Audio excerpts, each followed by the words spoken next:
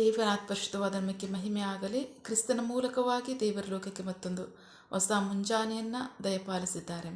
ಹಾಗಾಗಿ ನಾವು ದೇವರಿಗೆ ಕೃತಜ್ಞ ಹೃದಯ ಉಳ್ಳವರಾಗಿರೋಣ. ಈ ದಿನದ ಧ್ಯಾನ ದೇವರ ವಾಕ್ಯ ಯೋನ ಪುಸ್ತಕ 4ನೇ ಅಧ್ಯಾಯದಲ್ಲಿ 10 ಮತ್ತು 11ನೇ ವಾಕ್ಯ. ಆಗ ಯೆಹೋವನು ನೀನು ಕಷ್ಟಪಡದಂತಹ ಬೆಳೆದಂತಹ ಒಂದು ರಾತ್ರಿಯಲ್ಲಿ ಹುಟ್ಟಿ ಒಂದೇ ರಾತ್ರಿಯಲ್ಲಿ ನಾಶವಾದಂತಹ ಸೋರೆ ಬಳ್ಳಿಗಾಗಿ ಮೇಲೆ ಚಿಂತಿಸಿದೆಯಲ್ಲ. ಹಾಗಾದರೆ ಎಡಗೈ ಬಲಗೈಗಳನ್ನು ತಿಳಿದುಕೊಳ್ಳದಂತಹ 120,000ಕ್ಕಿಂತ ಹೆಚ್ಚಾದ ಜನರು ಬಹಳ ದನಗಳು ಸಹ ಇರುವ ಈ ದೊಡ್ಡ ಪಟ್ಟಣವಾದ ನಿನಾವೆಯನ್ನು ನಾನು ಚಿಂತಿಸಬಾರದೋ ಎಂದನು. ದೇವರಿಗೆ ಸ್ತೋತ್ರ. John chapter 4 word 10-11 word 11. How much more then should I have pity on Nineveh, that great city? After all, it has more than 120,000 innocent children in the as well as many animals. ದೇವರಿಗೆ ಸ್ತೋತ್ರ. ನಾವು ವಾಕ್ಯವಾಗಿ ನೋಡ್ತಾ ಇದ್ವಿ. ಪ್ರೀತಿಯ ಮಕ್ಕಳೇ, ದೇವರು ಪ್ರವಾದಿಗೆ ಪ್ರಶ್ನೆ ಮಾಡ್ತಾ ಇದ್ದಾರೆ. ಏನಂತ ಅಂತಂದರೆ, ನೀನು ಒಂದು ದಿನದಲ್ಲಿ ಒಂದೇ ರಾತ್ರಿಯಲ್ಲಿ ಹುಟ್ಟಿ ಒಂದೇ ರಾತ್ರಿಯಲ್ಲಿ ನಾಶವಾದಂತಹ ಒಂದು ಸೋರೆ ಗಿಡದ ವಿಷಯವನ್ನು ಕುರಿತಾಗಿ ನೀನು ಚಿಂತೆ ಮಾಡ್ತೀಯಲ್ಲ. ಆದರೆ 120,000 ಜನ ಇರ್ತಕ್ಕಂತಹ ಎಡಗೈ ಬಲಗೈಗೆ ವ್ಯತ್ಯಾಸ ಇರದೇ ಇರ್ತಕ್ಕಂತಹ ಮುಗ್ಧ ಜನರ ಮೇಲೆ, ಪ್ರಾಣಿಗಳ ಮೇಲೆ ನಾನು ಕನಿಕರ ತೋರಬಾರ್ದು, ನಾನು ಚಿಂತಿಸಬಾರ್ದು ಅಂತ ಹೇಳ್ತಾರೆ. ದೇವರಿಗೆ ಸ್ತೋತ್ರ. ಏನು ನಡೆದಿದೆ ಅಂತಂದರೆ, ನಿನಾವೆ ಪಟ್ಟಣದಲ್ಲಿ ಯೋನ ಪ್ರವಾದಿಗೆ ದೇವರು ಹೇಳಿದರು, ಹೋಗಿ ನೀನು ನಿನಾವೆ ಪಟ್ಟಣಕ್ಕೆ ಸಾರು. ಆ ದೊಡ್ಡ ಪಟ್ಟಣ ಸಂಪೂರ್ಣವಾಗಿ ಪಾಪದಲ್ಲಿ ತುಂಬಿದೆ. ಅದು ನನಗೆ ಅಸಹ್ಯವಾಗಿದೆ. ನಾನು ಆ ಪಟ್ಟಣವನ್ನು ನಾಶ ಮಾಡ್ತೀನಿ. ಅದಕ್ಕೆ ಮುಂಚೆ ಮಾನಸಾಂತರ ಪಡೆದಕ್ಕೋಸ್ಕರ ಹೋಗಿ ನೀನು ಆ ಪಟ್ಟಣಕ್ಕೆ ನನ್ನ ವಾಕ್ಯವನ್ನು ನನ್ನ ಸಾರು, ನೀನು ಅವ್ರನ್ನ ಎಚ್ಚರಿಸು ಅಂತ ಹೇಳ್ತಾರೆ. ದೇವರಿಗೆ ಸ್ತೋತ್ರ. ಆದರೆ ಯೋನ ಭಯಪಟ್ಟು ಅಲ್ಲಿಗೆ ಹೋಗಲಿಲ್ಲ. ಯಾಕೆ ಅಂತಂದರೆ, ಅಲ್ಲಿಗೆ ಹೋಗಿ ನನ್ನ ಕಾರ್ಯವನ್ನು ಮಾಡಿದ್ರೆ ಅವ್ರು ನನ್ನ ಸಾಯಿಸ್ತಾರೆ, ನಾನು ಹೋಗೋಕ್ಕಾಗಲ್ಲ ಅಂತ ಅವನು ತಪ್ಪಿಸ್ಕೊಂಡು ಬೇರೆ ಕಡೆ ಹೋಗಕ್ಕೆ ಪ್ರಯತ್ನಪಟ್ಟ. ಬೇರೆ ಕಡೆ ಹೋಗಕ್ಕೆ ಪ್ರಯತ್ನಪಟ್ಟಾದರೂ ಸಹ ದೇವರು ಬಿಡದೆ ಅವನ್ನ ಕರ್ಕೊಬಂದು ಈ ವಾಕ್ಯವನ್ನು ಸಾರುವಂಥ ಕಾರ್ಯವನ್ನು ಮಾಡಿಸಿದ್ರು. ಅದು ಎಷ್ಟು ಮಟ್ಟಕ್ಕೆ ಅಂತಂದರೆ, ದೇವರಿಗೆ ಸ್ತೋತ್ರ. ನೆನೆಸ್ಕೊಂಡ್ರೆ ಭಯ ಆಗುತ್ತಾ? ಹೌದು. ನಮ್ಮನ್ನು ಕುರಿತಾಗಿಟ್ಟಿರ್ತಕ್ಕಂಥ ಉದ್ದೇಶವನ್ನು ನಮ್ಮ ಜೀವಿತಗಳಲ್ಲಿ ಮಾಡದೆ ದೇವರು ಬಿಟ್ಟುಕೊಡೋದೇ ಇಲ್ಲ ಅನ್ನೋದಕ್ಕೆ ಇದೊಂದು ಸಾಕ್ಷಿ. ದೇವರಿಗೆ ಸ್ತೋತ್ರ. ಆದರೆ ನಿನಾವೆ ಪಟ್ಟಣಕ್ಕೆ ಹೋಗಿದಾಗ ಯೋನ ಹೊಂದ್ಕೊಂಡ ಥರ ಅವ್ನಿಗೇನಾದ್ರು ತೊಂದರೆ ಆಯ್ತಂದರೆ ಖಂಡಿತ ಇಲ್ಲ. ದೇವರು ಕಳಿಸ್ಕೊಟ್ಟಿದ್ರು, ದೇವರ ಆ ಕಾರ್ಯವನ್ನು ಮಾಡಿಸಿದ್ರು. ನಿಜವಾಗ್ಲೂ ಯೋನನ ಮಾತನ್ನು ಕೇಳಿದಂತಹ, ಯೋನನ ಮಾತಿನ ಸುದ್ದಿ ಅರಸನ ಕಿವಿಗೆ ಬಿದ್ದಂಥ ಸನ್ನಿವೇಶದಲ್ಲಿ ಅರಸನು ಸಹ, ಪ್ರಾಣಿಗಳು ಸಹ, ದೊಡ್ಡವರು ಮೊದಲುಗೊಂಡು ಚಿಕ್ಕವರವರೆಗೂ ಸಹ ಮಾನಸಾಂತರ ಪಟ್ಟರು. ಹೇಗೆ? ದೇವರ ವಾರ್ತೆಯನ್ನು ಕೇಳಿ ಎಲ್ಲರೂ ಸಹ ಅವರ ಕೆಲಸವನ್ನು ಬಿಟ್ಟು ಉಪವಾಸ ಕೂತ್ಕೊಂಡು ಪ್ರಾರ್ಥನೆ ಮಾಡಿದರು. ದೇವರಿಗೆ ಸ್ತೋತ್ರ. ಪ್ರಾರ್ಥನೆ ಮಾಡಿದಾಗ, ದೇವರಲ್ಲಿ ಭಯಭಕ್ತಿ ಉಳ್ಳವರಾಗಿ ಅವರು ಪ್ರಾರ್ಥನೆ ಮಾಡಿದಾಗ ದೇವರು ಕನಿಕರಿಸಿ ಆ ಪಟ್ಟಣವನ್ನು ಕಾಪಾಡಿದರು. ದೇವರಿಗೆ ಸ್ತೋತ್ರ. ಆಗ ಯೋನ ಪ್ರವಾದಿ ನಾನು ಸಾರದ್ದೇ ಆಗುತ್ತೆ ಅಲ್ಲಿ ಅಂತ ಹೇಳಿ ಅವನೇನು ಮಾಡ್ದ, ನಾನು ಬಂದು ಪಟ್ಟಣಕ್ಕಿಂತ ದೂರದಲ್ಲಿ ಕೂತ್ಕೊಂಡು ದೇವರು ಈ ಪಟ್ಟಣವನ್ನು ನಿಜವಾಗ್ಲೂ ನಾಶ ಮಾಡ್ತಾರೆ ಇಲ್ಲೋ ಅಂತ ನಾನು ನೋಡ್ತೀನಿ ಅಂತ ಕೂತ್ಕೊಂಡು. ಯೋನ ಪ್ರವಾದಿ ಅಂದ್ಕೊಂಡ ಥರ ಪಟ್ಟಣ ನಾಶ ಆಗಲಿಲ್ಲ, ಅದು ರಕ್ಷಿಸಲ್ಪಡ್ತು. ಆದರೆ ಯೋನನಿಗೇನೋ ದುಃಖ ಆಯಿತು, ನನ್ನ ಹತ್ರ ಸಾರಿಸಿದ್ರು ದೇವರು, ಬಟ್ ಆ ಪಟ್ಟಣವನ್ನು ನಾಶ ಮಾಡಲಿಲ್ಲ ಅಂತ.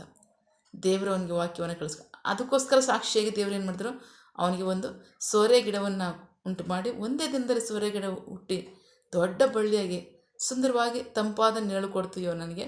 ಯೋನ ಏನೋ ಆ ನೆರಳಲ್ಲೇ ಆನಂದಿಸ್ತಾ ಕೂತಿದ್ದ. ಪಟ್ಟಣ ನಾಶ ಆಗುತ್ತೆ, ನಾನು ಅದನ್ನು ಕಣ್ಣಾರೆ ನೋಡಬೇಕು ಅಂತ. ಬಟ್ ಹಾಗಾಗಲಿಲ್ಲ. ಜನರು ಏನು ಮಾಡಿದ್ರು, ಅದನ್ನು ಕೇಳಿ, ಅದನ್ನು ನೋಡಿ, ಅದನ್ನು ಸುವಾರ್ತೆಯನ್ನು ಕೇಳಿ ಮಾನಸಾಂತರ ಪಟ್ಟು ದೇವರ ಕಡೆಗೆ ಭಯಭಕ್ತಿಗಳವರೆಗೆ ತಿರುಕೊಂಡ್ರು. ದೇವರ ಪಟ್ಟಣವನ್ನು ನಾಶ ಮಾಡಿದ್ರು. ಪ್ರವಾದಿ ಅಂದ್ಕೊಂಡ ಥರನೇ ಆಗಲಿ ಅಥವಾ ಪ್ರವಾದಿ ನೆನೆಸುವಂಥ ಥರವಾಗಲಿ ಅಲ್ಲಿ ಏನೂ ನಡೀಲಿಲ್ಲ, ರಕ್ಷಣೆ ಉಂಟಾಯಿತು. ದೇವರಿಗೆ ಸ್ತೋತ್ರ. ಯಾಕೆಂದರೆ ದೇವರ ಭಯಭಕ್ತಿ ಜನರಲ್ಲಿ ಬಂತು, ದೇವರಲ್ಲಿ ಅವರು ಮೊರೆ ಹೋದರು, ಪಟ್ಟಣ ರಕ್ಷಿಸಲ್ಪಡ್ತು. ದೇವರಿಗೆ ಸ್ತೋತ್ರ. ಆಗ ಯೋನ ಅಂದ್ಕೊಂಡ್ರ ಥರ ಆಗದೇ ಇರೋದ್ರಿಂದ ಯೋನ ಬಹಳ ದುಃಖಪಟ್ಟ. ಆದರೆ ದೇವರು ಹೇಳ್ತಾ ಇದ್ದಾರೆ ಈಗ, ಆಗ ಯೆಹೋವನು ನೀನು ಕಷ್ಟಪಡದಂತೆ ಬೆಳೆದಂತಹ ಒಂದು ರಾತ್ರಿಯಲ್ಲಿ ಹುಟ್ಟಿ ಒಂದೇ ರಾತ್ರಿಯಲ್ಲಿ ನಾಶವಾದಂತಹ ಸೋರೆ ಬಳ್ಳಿ ಮೇಲೆ ಚಿಂತಿಸಿದೆಯಲ್ಲ. ಹಾಗಾದರೆ ಎಡಗೈ ಬಲಗೈಗಳನ್ನು ತಿಳಿಯದಂತಹ 120,000ಕ್ಕಿಂತ ಹೆಚ್ಚಾದ ಜನರು, ಬಹಳ ದನಗಳು ಸಹ ಇರುವ ಈ ದೊಡ್ಡ ಪಟ್ಟಣವಾದ ನಿನಾವೆ ಮೇಲೆ ನಾನು ಚಿಂತಿಸಬಾರದು ಎಂದನು. ದೇವರಿಗೆ ಸ್ತೋತ್ರ. ಕರ್ತನು ಸಮಸ್ತವನ್ನು ಸೃಷ್ಟಿ ಮಾಡಿರ್ತಕ್ಕಂಥ ದೇವರು ತಾನು ಎಷ್ಟೋ ಪ್ರೀತಿ ಮಾಡಿರ್ತಕ್ಕಂಥ ಮನುಷ್ಯರ ಮೇಲೆ ಆತನ ದೃಷ್ಟಿ, ಆತನ ಕಾಳಜಿ, ಆತನ ಕನಿಕರ, ದಯೆ ಯಾವಾಗಲೂ ಇರುತ್ತೆ. ನಾವು ಪ್ರೀತಿಸಿದ್ರೆ ಮಾತ್ರ. ಈಗ ದೇವರಿಗೆ ಸ್ತೋತ್ರ, ರಕ್ಷಣೆ ಹೊಂದಿರತಕ್ಕಂಥ ಪ್ರೀತಿ ದೇವ್ರ ಮಕ್ಕಳೇ, ನೀವೆಲ್ಲ ದೇವ್ರನ್ನ ಪ್ರೀತಿ ಮಾಡಿದಾಗಲೇ ದೇವ್ರ ನಿಮ್ಮನ್ನು ರಕ್ಷಿಸ್ತಾರ? ಇಲ್ಲ. ಎಷ್ಟೋ ದೇವರಿಗೆ ವೈರಿಗಳಾಗಿದ್ದಾಗಲೇ ದೇವರು ನಿಮ್ಮನ್ನು ರಕ್ಷಿಸಿ ತಾನು ಜನರಾಗಿ ಮಾಡ್ಕೊಂಡಿದ್ದಾರೆ. ದೇವರಿಗೆ ಸ್ತೋತ್ರ. ಸೊ ಹಾಗಾಗಿ ಪಾಪ ತುಂಬಿರ್ಬೋದು, ದೇವರಿಗೆ ಶತ್ರುವಾಗಿರ್ಬೋದು, ಆ ಜನರ ಮೇಲೂ ಸಹ ದೇವರ ಪ್ರೀತಿ ಇದೆ. ಆ ಜನರನ್ನು ಸಹ ದೇವರು ಪ್ರೀತಿ ಮಾಡೇ ಲೋಕದ ಮೇಲೆ ಎಷ್ಟೋ ಪ್ರೀತಿಯನ್ನು ಹುಟ್ಟಿ ತನ್ನ ಒಬ್ಬನ ಮಗನನ್ನು ಕಳಿಸ್ಕೊಟ್ಟಿದ್ದಾರೆ. ಅದನ್ನು ನಂಬೋ ಒಬ್ಬರಾದರೂ ನಾಶವಾಗದೆ ಎಲ್ಲರೂ ಸಹ ನಿತ್ಯ ಜೀವನದಲ್ಲಿದ್ದ. ದೇವರಿಗೆ ಸ್ತೋತ್ರ. ಸೊ ಹಾಗಾಗಿ ನಾವು ದೇವರಲ್ಲಿ ಭಯಭಕ್ತಿ ಉಳ್ಳವರಾಗಿದ್ದಾಗ ಮಾತ್ರ ದೇವರು ನಮ್ಮನ್ನು ರಕ್ಷಿಸಿಲ್ಲ, ಶತ್ರುಗಳಾಗಿದ್ದಾಗಲೂ ದೇವರು ನಮ್ಮನ್ನು ರಕ್ಷಿಸಿದ್ದಾರೆ. ಸೊ ಹಾಗಾಗಿ ದೇವರ ಪ್ರೀತಿ ಪ್ರತಿ ಮನುಷ್ಯನ ಮೇಲಿದೆ. ನಮಗೆ ದೇವರ ಸೇವಕರಾಗಿರ್ತಕ್ಕಂಥ ನಮಗೆ ಅವ್ರ ಮೇಲೆ ಬೇಸರ ಬರ್ಬೋದು, ದ್ವೇಷ ಬರ್ಬೋದು, ನಾವು ಅವ್ರನ್ನ ಪ್ರೀತಿಸದೇ ಇರ್ಬೋದು, ನಾವು ಅವ್ರನ್ನ ಕನಿಕರಿಸದೇ ಇರ್ಬೋದು, ಅವ್ರನ್ನ ಕುರಿತಾಗಿ ಕಾಳಜಿ ನಮಗಿಲ್ಲದೆ ಇರ್ಬೋದು. ಆದರೆ ದೇವರು ಮಾತ್ರ ಎಲ್ಲರ ಮೇಲೆ ಅವ್ರ ಪ್ರೀತಿ ಇದೆ. ನಾವು ಶತ್ರುಗಳಾಗಿದ್ದಾಗಲೂ ದೇವರು ನಮ್ಮನ್ನು ಪ್ರೀತಿಸಿರ್ತಕ್ಕಂಥದ್ದು. ಸೊ ಹಾಗಾಗಿ ಮಾನಸ್ತರ ಪಡ್ತಕ್ಕಂತಹ ಪ್ರತಿ ಮನುಷ್ಯನ ಮೇಲೆ ಆತನ ರಕ್ಷಣೆ ಉಂಟು. ದೇವರಿಗೆ ಸ್ತೋತ್ರ. ಸೊ ಹಾಗಾಗಿ ಮನುಷ್ಯರ ಹೃದಯ ಬೇರೆ ಇರ್ಬೋದು, ಸೇವಕರ ಹೃದಯ ಬೇರೆ ಇರ್ಬೋದು, ದೇವರ ಹೃದಯ ಮಾತ್ರ ಪ್ರತಿ ಮನುಷ್ಯನನ್ನು ಪ್ರೀತಿಸುವಂಥದ್ದಾಗಿದೆ. ಪ್ರತಿ ಮನುಷ್ಯರ ಮೇಲೆ ಆತನ ಕನಿಕರ, ದಯೆ ಇದೆ. ದೇವರಿಗೆ ಸ್ತೋತ್ರ. ಅದರ ತಕ್ಕ ಕಾಲದಲ್ಲಿ ದೇವರು ಕಾರ್ಯ ಮಾಡುವವರಾಗಿದ್ದಾರೆ, ರಕ್ಷಣೆಯನ್ನು ಅನುಗ್ರಹಿಸುವವರಾಗಿದ್ದಾರೆ. ದೇವರಿಗೆ ಸ್ತೋತ್ರ. ನಾವು ಪ್ರಾರ್ಥಿಕೊಳ್ಳೋಣ. ಸಕಲ ಸೃಷ್ಟಿಕರ್ತನೆ, ಸರ್ವಾಧಿಕಾರಿಯ, ಸಾರ್ವಭೌಮನೆ, ಉನ್ನತನೇ, ಮಹೋನ್ನತನೇ, ಮಹಾಪರಿಶುದ್ಧನೇ, ಪ್ರೀತಿ ಸ್ವರೂಪನೇ, ನೀತಿವಂತನೇ, ಅಧಿಪತಿ, ಸೇನಾಧೀಶ್ವರನೇ ಇರುವಾತನೇ, ಸರ್ವವ್ಯಾಪಿ ಸಪ. ಇದನ್ನು ವಾಕ್ಯಗಳ ಮೂಲಕವಾಗಿ ನಮ್ಮ ಸಂಗಡ ಮಾತಾಡುತ್ತಿರುವ ಪ್ರೀತಿಗಾಗಿ ನಂಬಿಗಸ್ತಿಗೆ ನಿಮಗೆ ಸ್ತೋತ್ರ. ಪ್ರೀತಿ ಕನಿಕರವುಳ್ಳ ದೇವರೇ, ನಿಮಗೆ ಕೋಟಿ ಕೋಟಿ ಸ್ತೋತ್ರ. ನಿಮ್ಮ ಹೃದಯ ಯಾವಾಗಲೂ ಸಹ ಅದು ಪ್ರೀತಿಯಾಗಿದೆ. ಪ್ರತಿ ಮನುಷ್ಯನನ್ನು ಪ್ರೀತಿಸುವಂತಹ, ಕನಿಕರಿಸುವಂತಹ ಹೃದಯವಾಗಿದೆ.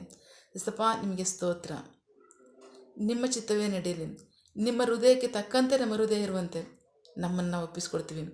ಪ್ರತಿ ಮನುಷ್ಯನಲ್ಲಿ ನೀವು ಹೇಗೆ ಪ್ರೀತಿ ಉಳ್ಳವರಾಗಿದ್ದೀರೋ, ನಮ್ಮ ಹೃದಯ ಸಹ ಪ್ರತಿ ಮನುಷ್ಯನಲ್ಲಿ ಪ್ರೀತಿ ಉಳ್ಳವರಾಗಿರುವಂತೆ ನಾವು ಒಪ್ಪಿಸ್ಕೊಡ್ತೀವಿ. ನಂಬಿಗಸ್ತನಾದ ದೇವರೇ, ನಿಮ್ಮ ಚಿತ್ತಂತೆ ನಮ್ಮನ್ನು ನಡೆಸಿ. ನಿಮಗೆ ಮಹಿಮೆಯಾಗಲಿ, ಜನರಿಗೆ ಆಶೀರ್ವಾದವಾಗಲಿ. ಆಮೇನ್. ನಿನ್ನ ಜನರು ಕೈ ಮಾಡ್ತಕ್ಕಂಥ ಕೆಲಸವನ್ನು ಆಶೀರ್ವದಿಸು. ಅವರ ಅಗತ್ಯಗಳನ್ನು ಪೂರೈಸು, ಕೊರತೆಗಳನ್ನು ನೀಗಿಸು. ಆಮೇನ್. ಅಪ್ಪ, ಅವರು ಯಾವ ಕಾರ್ಯದಲ್ಲಿ ನಿರೀಕ್ಷೆ ಉಳ್ಳವರಾಗಿದ್ದಾರೆ, ಆ ಕಾರ್ಯದಲ್ಲಿ ತಕ್ಕ ಸಮಯದಲ್ಲಿ ನಿಮ್ಮ ಚಿತ್ತಾನುಸಾರ ಅದನ್ನು ಹೊಂದ್ಕೊಳ್ಳಿ. ನೀವು ಹಾಗೆ ಮಾಡು ಪ್ರೀತಿಗಾಗಿ ನಂಬಿಗಸ್ತಿಗೆ ನಿಮಗೆ ಸ್ತೋತ್ರ. ನಮ್ಮ ಪ್ರಾರ್ಥನೆ ನೀವು ಕೇಳಿದ್ದೀರಾ, ಅದರಂತೆ ನಡೆಸ್ತಿರೋದಕ್ಕಾಗಿ ಸ್ತೋತ್ರ. ನಮ್ಮ ಪ್ರಾರ್ಥನೆಯನ್ನು ನಮ್ಮ ರಕ್ಷಕನಂತ ಯೇಸು ಕ್ರಿಸ್ತರ ಅತಿ ಪರಿಶುದ್ಧವಾದ ನಾಮದಲ್ಲಿ ಪ್ರಾರ್ಥಿಸಿ ನಿಮ್ಮ ಪಾದಗಳು ಸಲ್ಲಿಸಿ ನಾವು ಬೇಡುವಂತಿದ್ದೇವೆ ನಿಮ್ಮ ಜೀವನ ತಂದೆ. Amen. God bless you all.